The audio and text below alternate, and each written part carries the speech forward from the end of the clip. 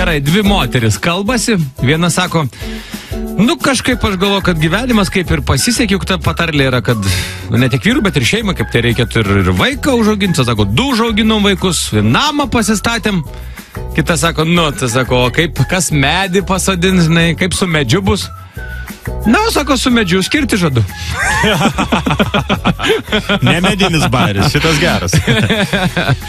Buvo išaiškinta, kokia yra pati garsiausia dieta pasaulyje. Pati garsiausia dieta pasaulyje yra štai tokia. Tai yra rauginti kopūstai ir kefyras. Ne tik kaimynai, bet ir visas rajonas girdės, kaip jums krenta svoris.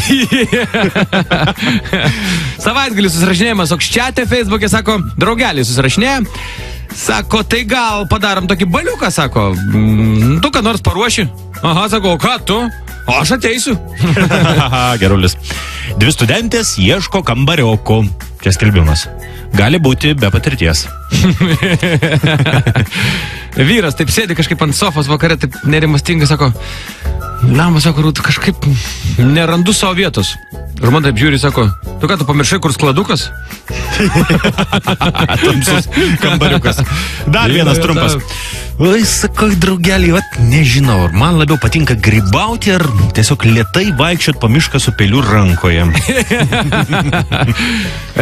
Vyras žmonai sako, nu klausyk, sako, tu tas kulinarinės laidas žiūri, knygas skaitai, tas kulinarinės ir Oliverį, ir Betos, viskas nori, sako, vis tiek, sako, neišmokai gaminti.